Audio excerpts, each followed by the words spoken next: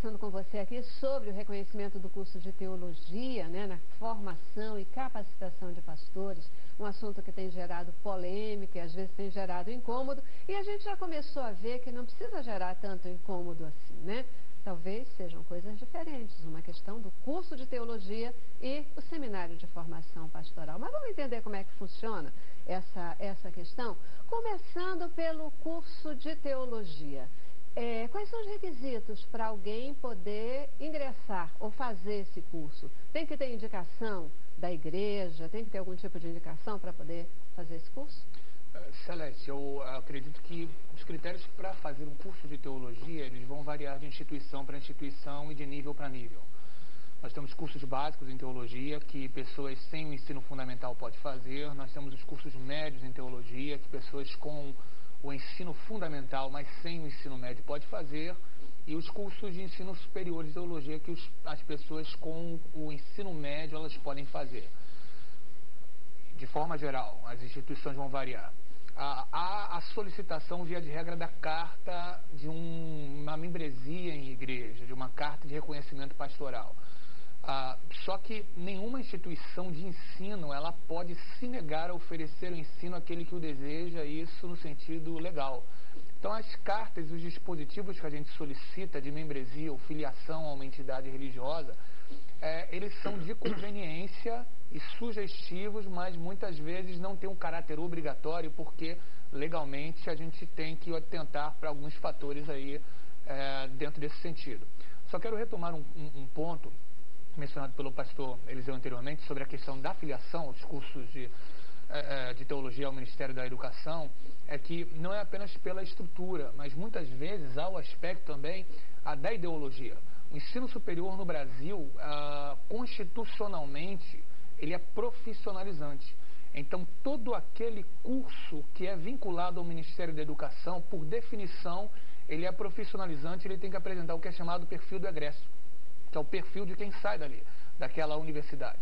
Dessa maneira, há faculdade, há cursos de teologia que não se vinculam ao Ministério da Educação, mesmo tendo a sua estrutura, como Centro de Evangelização e Missões em Viçosa, Minas Gerais, ou então a Juvep, na Paraíba, que tem uma ampla estrutura, ou o Seminário Bíblico Palavra da Vida em Atibaia, com uma forte estrutura, mas não desejam se filiar, porque nessa filiação é uma questão ideológica.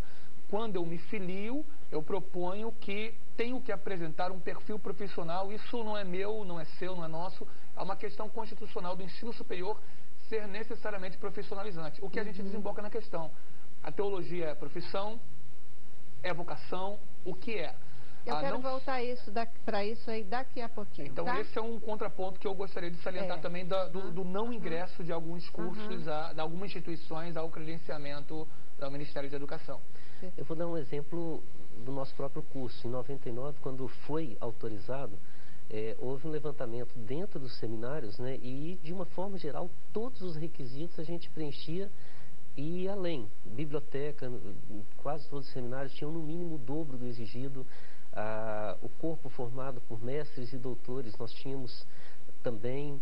A carga horária nossa era mais do dobro que exigia. Inclusive, a gente fala do curso, né, quando fala de reconhecimento, as pessoas que fazem, por exemplo, o aluno que entra no seminário da Igreja Presbiteriana, para fazer, ele precisa ter no mínimo 3 anos de membresia na igreja, ele tem que ser um candidato do presbitério, né, de onde que está o enviando, ele tem que fazer um vestibular, que é um vestibular nacional, são 8 seminários de uma extensão que nós temos, então é um vestibular único, onde tem avaliação de conhecimentos bíblicos, da confissão de fé, de português, de inglês, de literatura,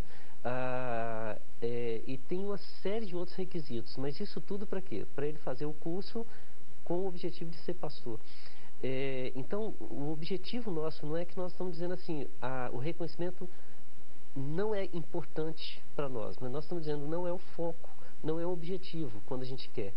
Eu acho que a gente pode pensar nessa separação da vocação e da profissão no seguinte sentido: quando você vai para o ministério, você sente a necessidade, se você é vocacionado, você sente a necessidade de fazer um curso de teologia para aprimorar o seu ministério. Então você vai ao seminário buscar uma ferramenta porque você já é vocacionado.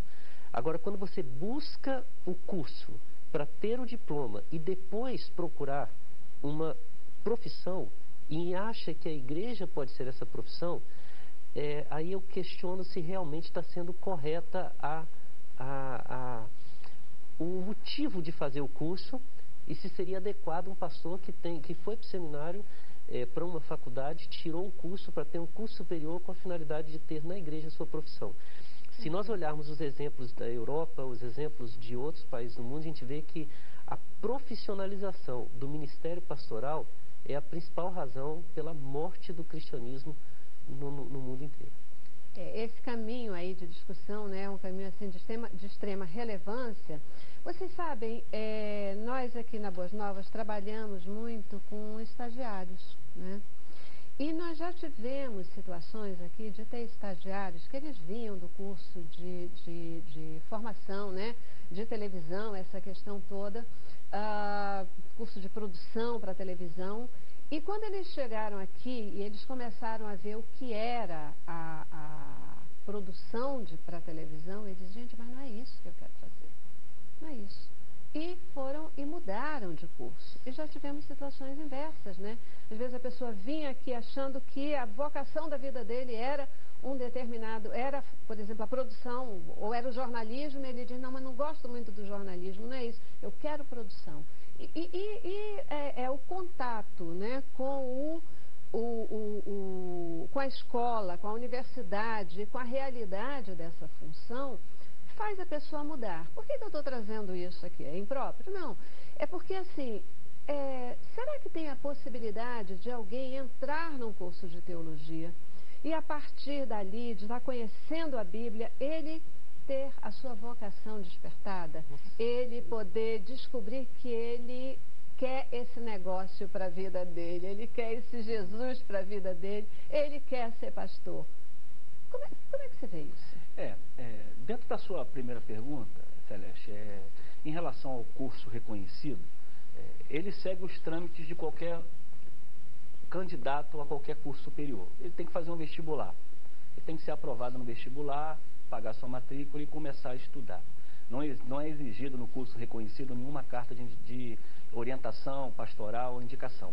Mas esse aluno, ele vai ter que exercer o estágio supervisionado. Uhum. E ele vai ter que desenvolver a sua teologia dentro de uma igreja, de uma instituição religiosa. Eu não vejo hoje no Brasil a possibilidade de alguém pegar um canudo de teologia e arrumar emprego. Tá? Ele é focado para a questão religiosa e principalmente do cristianismo. Mas pastor é vocacionado, ele não é uma profissão. E como essa segunda pergunta que a senhora coloca, há possibilidade sim, porque existe uma visão que quem só faz teologia é para ser pastor, e isso é um erro. Porque a teologia é uma ciência que estuda a revelação de Deus.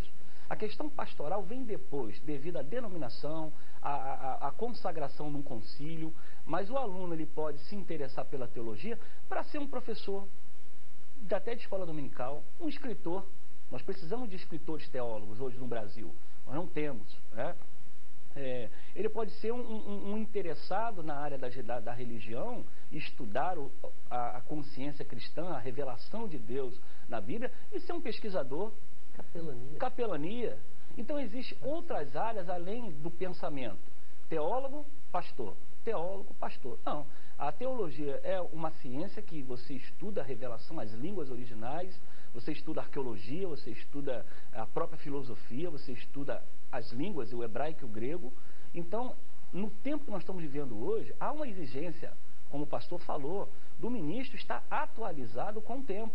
Né? E dentro de um curso, eu falo no meu caso, de um curso reconhecido pelo MEC, você tem as áreas bíblicas e ainda uma abrangência de áreas que muitas vezes você não é tocado dentro de um seminário livre, porque é focado para uma denominação ou uma linha. Por exemplo, etnia e raça, direito do adolescente, a questões constitucionais, que são áreas afins para todas as áreas acadêmicas, inclusive a teologia.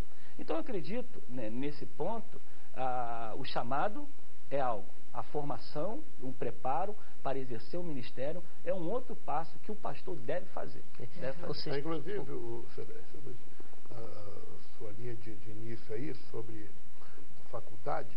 A partir do momento que ela é reconhecida, não pode haver acepção de pessoas. Qualquer um pode fazer teologia. Agora, dentro do âmbito interno dos seminaristas, sim, exigimos que ele tenha um relacionamento cristão, o pastor dele vai indicar ele. Eu acho bonito, você falou também em algo que eu já ia falar, que é uma visão do reitor lá da FATO, o Dr. Jorge Leibe, que é alcançar as pessoas na sua diversidade para estimular ela a estudar. Então, dentro desse conceito, quando fomos fazer a FATO, no caso meu, foi para convalidar o diploma, ali me despertou. Eu fiz pós em psicopedagogia, fiz capelania. Então, vai despertando as pessoas para o conhecimento. E o saber nunca ocupa espaço. Então, a realidade é ter um pastor que tem uma formação é diferente. Um pastor leigo, nós sabemos disso. Nós estamos vivendo hoje essa realidade da mídia, pastor para a televisão, falar errado. Não digo nem errado na sua linguagem, eu digo errado no seu ensinamento. Eu não vou citar por uma questão de ética, mas uma pessoa famosa se casou e o pastor que foi celebrar, ele disse: posso citar que Paulo combati o bom combate, acabei a carreira, guardei a fé. Essa meditação dele num casamento, ela é totalmente contrária. Evidentemente, ele está matando aquilo ali, ele não está ali dando uma hermenêutica certa para o evento o qual ele foi ministrar. Isso é falta de conhecimento. Então, infelizmente, nós, assistindo televisão, nós assistimos muitas pregações que não tem nada a ver com a hermenêutica sagrada. Mas é pastor, é bispo, é apóstolo. Então, ele está fazendo ali o quê? Um emprego? Sim, não está fazendo ali uma vocação. Então, essa é a diferença. Uma coisa que é importante. O ser pastor independe dele ter sido feito um curso de teologia livre, ou dele ter um curso reconhecido pelo MEC. Independe. O ministério é antes, e a ferramenta que ele buscou na teologia pode ser denominacional ou pode ser o reconhecimento. O perigo é o inverso. Quando alguém vai buscar o diploma com reconhecimento e, uma vez tendo o curso superior sem a vocação, sem o chamado, ele acredita que a igreja é a sua profissão, o seu trabalho. Não, aí entra aquela. Ele tem, por exemplo, ele pode, com o curso superior em teologia, prestar concurso público. E ele tem um conhecimento teológico muito bom para, até como bom cristão, ele testemunhar e ensinar pela base. Ele pode trabalhar em diversas outras áreas. Agora, ele pode, no curso de teologia que ele foi fazer com uma profissão, se despertar para a vocação. Como também ele pode ir para um curso livre, achando-se vocacionado, e descobrir que não é vocacionado. Isso então é uma bênção quando ele desiste do curso porque descobriu que não é vocacionado, ou ele entende o diploma como sendo uma bênção para a sua vocação e vai ao ministério. Isso acontece, Celeste, em todas as áreas. Aí o camarada começa com a administração, daqui a pouco ele vê que ele tem que ir para a enfermagem. Né? Nada a ver uma coisa com a outra, mas no meio do curso ele desperta, eu tenho que mudar. E a teologia não é diferente. Geralmente as pessoas não sabem que a maioria das pessoas que entram no curso de teologia, às vezes não sabem ainda o que querem. Às vezes Deus chama ali. Né? As pessoas pensam que a maioria que entra em teologia já sabe que vai ser pastor e tal, mas eu acho que cabe a pena informar os telespectadores que uma grande maioria que entra não sabe, mas muitas vezes, conforme falou o pastor Homer, o pastor Eliseu, a pessoa é chamada no decorrer desse curso. Perfeito. Queridos, eu já preciso ir para mais um intervalo, eu vou para o intervalo e volto com vocês. Pra gente, eu queria ouvir a opinião de vocês no seguinte: por que tanta dificuldade da gente dizer que ser pastor é uma profissão? Numa boa, queria saber por que tanta dificuldade. Onde é que...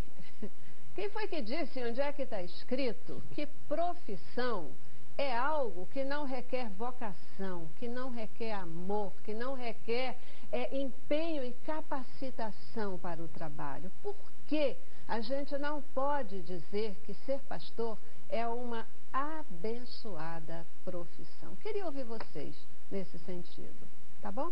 Logo depois do intervalo.